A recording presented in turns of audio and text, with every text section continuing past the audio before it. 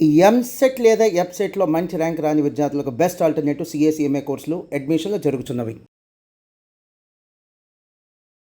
నమస్తే. Welcome to Suman TV. ప్రస్తుతం మనతో పాటు ఉన్నారు విశ్వక్ మణి బాబు. అయితే ఇప్పుడు ఇల్లు కట్టాలి అని చాలామంది అనుకుంటారు. అండ్ అలానే మనీ సంపాదించాలని. ఇక్కడ ఏంటంటే గతంలో అయితే మన పేరెంట్స్ ఉన్నప్పుడు జీఎస్టీలు గానీ ఇవన్నీ ఏం లేవు. అండ్ అలానే సంపాదన కూడా చాలా ఎక్కువ ఉంది. ఖర్చులు చాలా తక్కువ ఉండేవి. కానీ ఇప్పుడు మన వరకు చూసుకుంటుంటే సంపాదన తక్కువైపోయింది. ఖర్చులు మాత్రం ఎక్కువైపోయాయి. సో ఈ విషయం గురించి మాట్లాడేద్దాం. నమస్తే సార్. నమస్తే అండి. సార్ ఇప్పుడు చూసుకుంటే యూత్‌కి 30-40కే వస్తున్నాయి. దీంట్లో జీఎస్టీలని వాళ్ళు సంపాదించుకునేది ఎంతుందో ఖర్చులు అంతకంటే ఎక్కువున్నాయి. మరి ఇప్పుడు వాళ్ళు అనుకుంటున్న కలలు ఎలా నెరవేర్చుకుంటారు? నెరవేర్చుకోవచ్చు. ఎందుకు నెరవేర్చుకోవచ్చు? కోట్లు సంపాదిస్తున్నావు, కట్టే జీఎస్టీ ఏంది? మొత్తం కట్టేస్తున్నావాడా? కొద్దిగానే కదా! సంపాదించే దాంట్లో ఏదో ఒక 7%, 6%, 10% ఏదో కడుతున్నావు.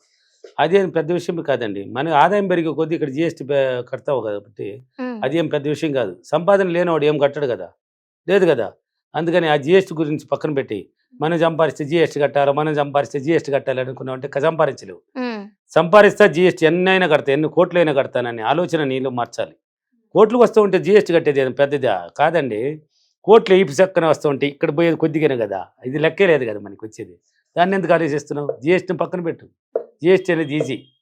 ఒకప్పట్లో ఏంటంటే సంపాదనలో అది ఒక టైపులో సంపాదిస్తున్నారు. అప్పుడు ఏ జీఎస్టీ లేదు. ఇప్పుడు జీఎస్టీ అనేది పెట్టినారు కాబట్టి ప్రతి బిజినెస్ అనేది సక్సెస్లో ఉంది కదా! ఇప్పుడు చేస్తున్నారు కదా! చిన్నదానికి కూడా జీఎస్టీ పెట్టారు. ఎందుకంటే అక్కడ జరుగుతున్నాయి కదా! నువ్వు ఆదాయం పెట్టుకుని కదా అమ్ముతున్నారు వాళ్ళు.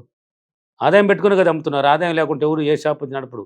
ఒక బైక్‌లో ఒక అతను 4 చీరలు, 4 ఏదో బ్లౌజ్ ఏదో లంగాలు వేసుకొని పోతుంటాడు. వీధుల మీద తిరుగుతుంటాడు. ఇక వాడికి ఆ కూలీ లేకపోతే వాడు తిరగడు కదా! అవును. రోజువారీ కూలీ వాడు రూ. 1000 కావాలనుకుంటాడు. ఏదో ఒకటి. రూ. 1000 ఉంటేనే కదా డైలీ తిరుగుతున్నాడు. అవును సార్. లేకపోతే ఎవరు నష్టానికి బైక్‌కి పెట్రోల్ వేసుకొని తిరగడు ఎవడు. వాడికి ఆ పెట్రోల్‌కి వస్తున్నది. వాడికి కావాల్సిన కూలీ దొరికిపోతున్నది. కాబట్టి తిరుగుతున్నాడు. కాబట్టి వాడికి ఏం ఇబ్బంది లేదు. అదే షాప్ పెట్టుకున్నవాడు కూర్చున్న చోట సంపాదిస్తున్నాడు కదా! జీఎస్టీ కట్టడానికి ఏముంది? కాబట్టి ఏం భయపడబని లేదు. ఆలోచన విధానం ఇది. అన్నిటికీ ఆలోచన అండి. ప్రవర్తన, మన ఆలోచన, మన మైండ్ పవరే కారణం. ఆ మైండ్ పవరే కారణం. కాబట్టి సంపాదించాలి అనుకున్న వాడికి జీఎస్టీ లెక్కలేదు అంటున్నాను. అంటే ఇప్పుడు రిచ్‌గా ఉన్న వాళ్ళే ఇంకా ఎక్కువ వెళ్తున్నారు. డౌన్‌ఫాల్ ఉన్నవాళ్ళు ఇంకా డౌన్‌లో వెళ్తున్నారు కదా సార్. దానికి కూడా వాళ్ళే కారణం. వాళ్ళే కారణం అంటారు. ధనవంతుడిగానే ఉండడానికి కారణం ఆళ్ళే. ఎందుకంటే వాళ్ళ ఆలోచన విధానం అంటే ఎనీ టైం డబ్బును గురించి ఉన్నతంగా ఆలోచిస్తారు, ఉన్నతంగా ఉంటారు, పట్టుదలతో ఉంటారు. నెక్స్ట్ టైం బిజినెస్ అనేసి పోతూ ఉంటారు. ఒక 7 మంత్స్ పూర్తి అవుతున్న నెక్స్ట్ ఇయర్ బిజినెస్‌ని కూడా ఆలోచిస్తారు. హ్మ్. అంటే ఎనీ టైం ఆలోచన విధానం డబ్బును గురించి ఆలోచిస్తారు కాబట్టి దూసుకుపోతూ ఉంటారు. డబ్బు వస్తూనే ఉంటుంది. పేదవాడు గాని మిగిలిపోవడానికి డౌన్ ఫాల్ అవుతున్నాడు. వాడి కారణాలు అంటే వాడి ఆలోచన విధానం. నాకు లాస్ అయిందే, పోయిన దాన్ని పట్టుకొని పీకిలాడుతూ ఉంటారు.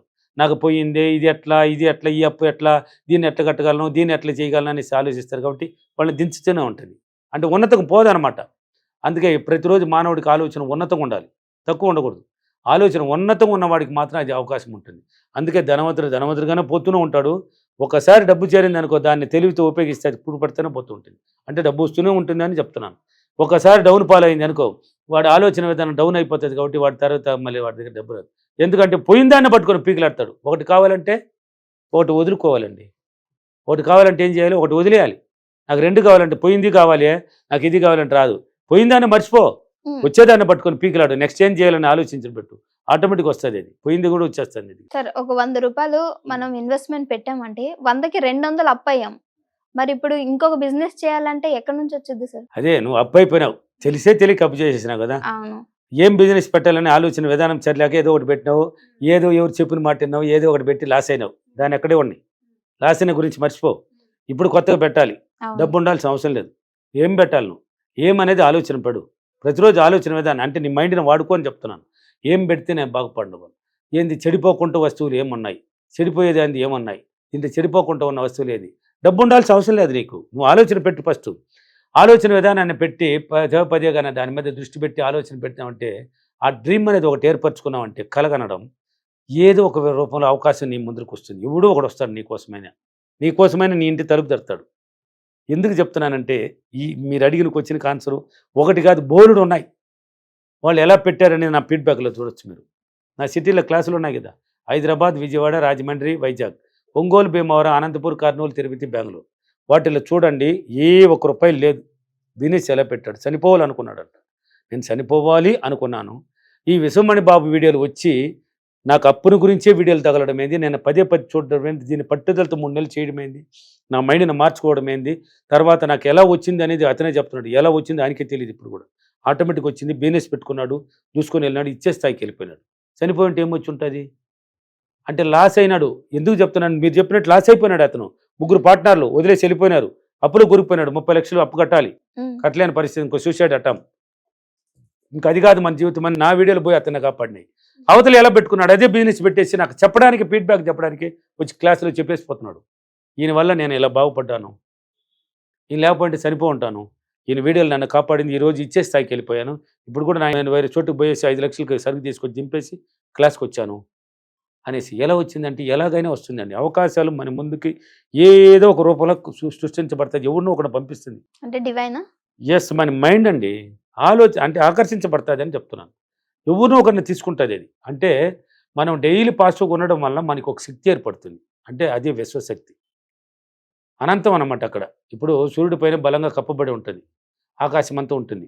ఇప్పుడు మామూలుగా మీకు తెలిసినట్టు ఇప్పుడు ఈశ్వరుడు తపస్సు చేస్తుంటాడు, ఎందుకోసం? ఆ ధ్యానం ఎందుకు? ఆ విశ్వశక్తి నుంచి శక్తిని పొంది ప్రజలకు ఇవ్వడానికి. ఇప్పుడు యేసు ఇలా చేయలు పెట్టుకుని అడుగుడు ఇవ్వబడినా ఇలా పెట్టుంటాడు తలపైకి లేపి. విశ్వశక్తి నుంచి ఆ శక్తిని పొందబడుతుంది. అల్లా చెప్తాడు, అల్లాహు అక్బర్ అరచేతుల పైకి చూపించి. ఎందుకు? ఆ శక్తిని పొందాను అని. ఆ శక్తిని పొందితే నువ్వు ఏం కావాలన్నా నువ్వు సృష్టించుకోవచ్చు. అందుకనేసి పోయింది అనేది మర్చిపో, వచ్చేదాన్నే పట్టుకో. పోయిందాన్నే పట్టుకున్నావంటే అది ఎక్కడ ఉంటావు, వచ్చేది దీన్ని వదిలినామంటే అది వచ్చేస్తుంది. కాబట్టి దీనికంతా ఆలోచన విధానమే, ప్రవర్తన విధానమే. మీ మైండ్ని వాడుకో.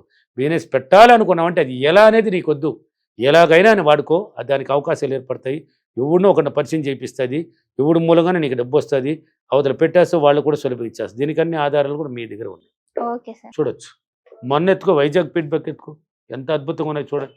ఓకేనా? Thank you. ఈరోజు అప్రిమేషన్, నేను ప్రతిరోజు ఉన్నతంగా ఆలోచించి బిజినెస్ గొప్పగా స్థాయికి తీసుకెళ్ళినందుకు డబ్బులకి, విశ్వానికి చాలా చాలా కృతజ్ఞతలు. Thank you. Thank you Mani. ధన్యవాదాలు. Thank you.